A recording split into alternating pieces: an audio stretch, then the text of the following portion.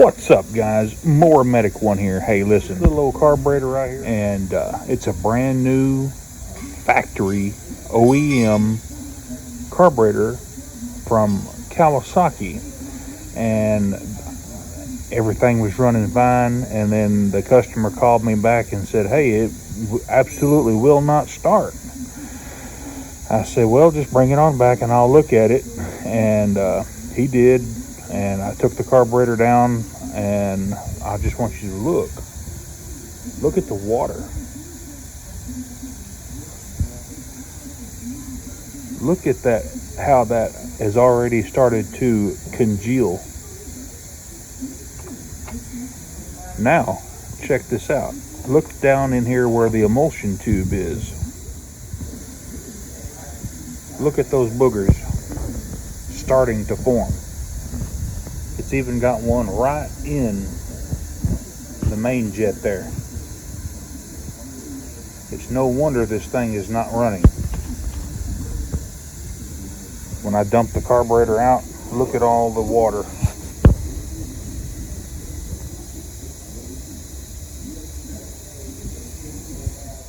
So, you guys that are, you own your own shops, and you do the best job you can, and then the customer screws up and pours water from his old gas can back into the whole reason you did this job in the first place was because they had some trash and water in their gas tank or in their gas can, and then they turn right around and dump that right back in there after you told them, "Hey, you need to get rid of all your old gas, because you'll be right back in here." And sure enough, here he is with a gas tank full of freaking water and a carburetor that's starting to gum up, brand new, about a month old. I mean, it's ridiculous. I've got my air vac, and I'll put a link in the description below where you can get one of these awesome oil suckers. I use it I'm using it right now to suck the fuel out of the tank. And so what I'm going to do is, you can tell this tank is kind of at a slant. And if you take the fuel sending unit out, what I like to do is take that sending unit out, and then I can shove clean rags down in there and soak up all of the old fuel and water. And then we should have a clean tank when we're done. So let's go ahead and take this fuel sender out of here so we can get a bigger hole to look down in there.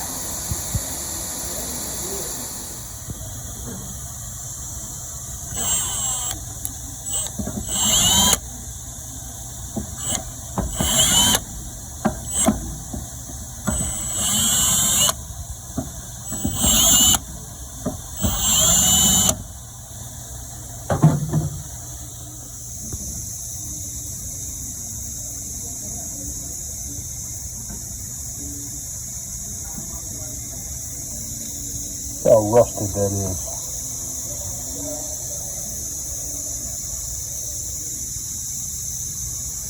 This has had some water in it for quite some time.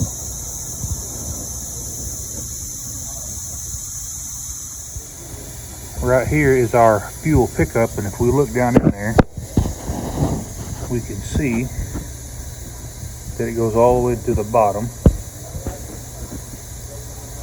And we've got a little bit of trash in there. That's all water you see right there. Let me get this oil sucker and see if we can't suck some of that out of there. I'm going to go right down in here. See if we can't focus on that spot right there.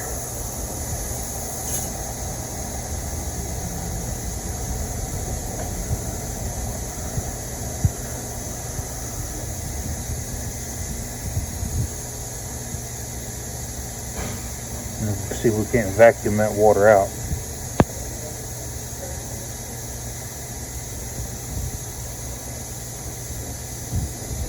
Doing a pretty good job. Look at that. Wow.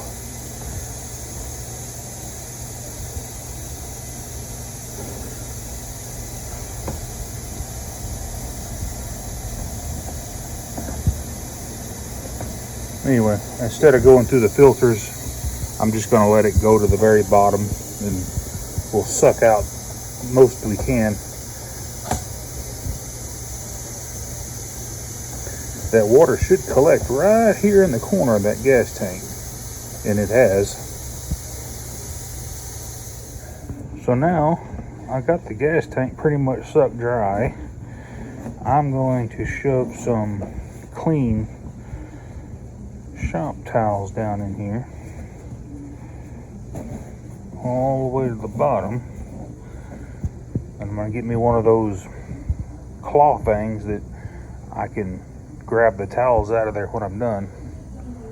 So let's go ahead and let that soak for a minute, and then I'm going to get me a long screwdriver and kind of poke around in there and hopefully wipe that junk out of there. Alright, so I'm going to just wipe around all this. I'm just going to put my little rod upside down and retrieving these towels.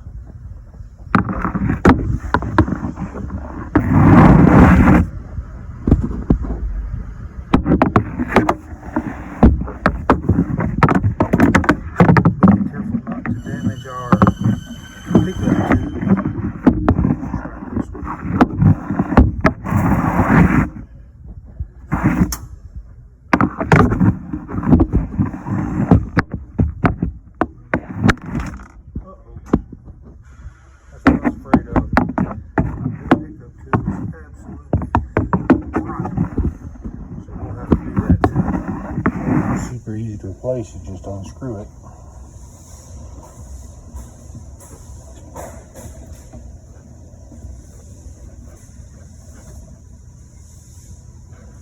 Pull it out, should be about twice that length.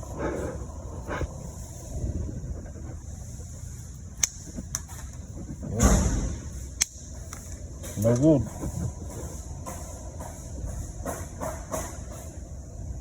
My fix for this, since this is okay, I just pull that tube out and I go down to the hardware store and I get me a piece of brass tubing that'll go right up in there, and then I measure how long it needs to be, and then I'll take a tubing cutter and cut that, and it'll be a brass tube instead of a piece of rotten plastic.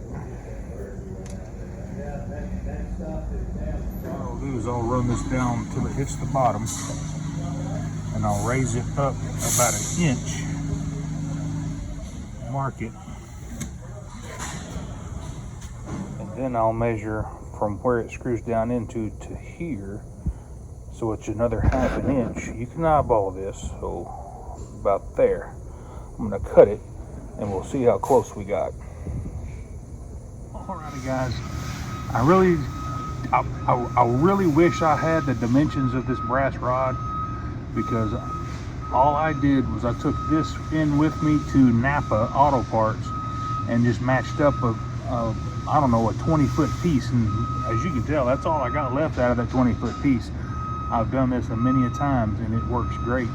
So all we're going to do is push this rod up in there and it's good to go. Alrighty guys, let's check the fitment.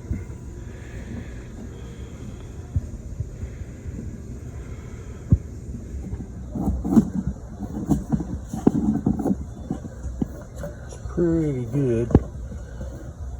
We're still about an inch off the bottom, which is going to be perfect. Give it one more round.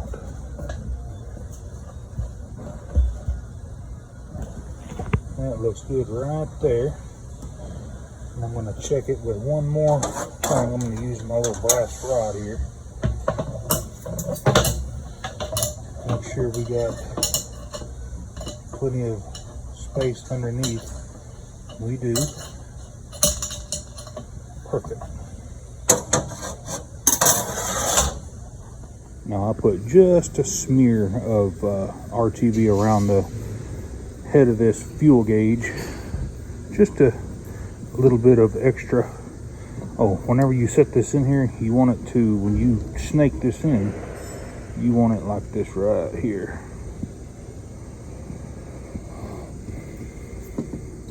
Now here's the biggest mistake that I see whenever mechanics put these gauges on.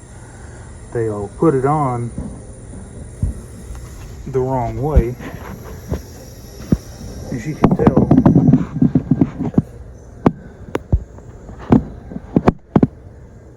can tell, it's on the wrong side of that tube. You need to snake it around this side, just like that.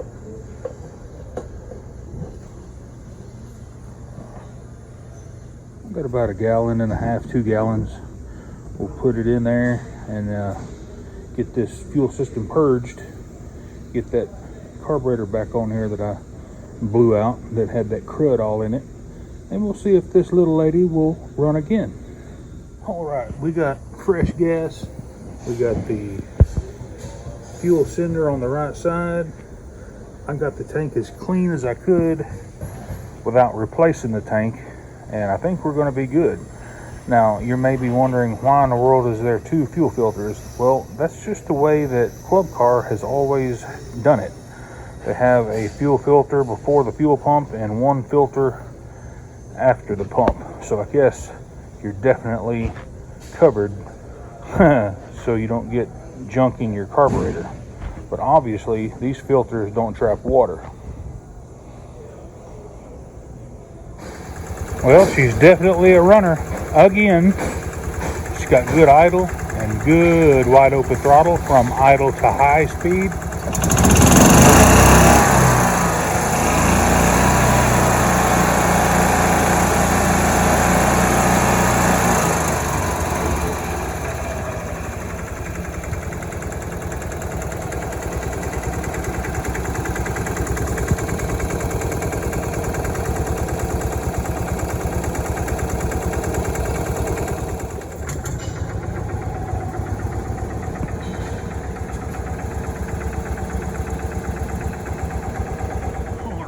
We got that little carburetor cleaned up and back on there, and that thing runs like a Singer sewing machine, just like it's supposed to.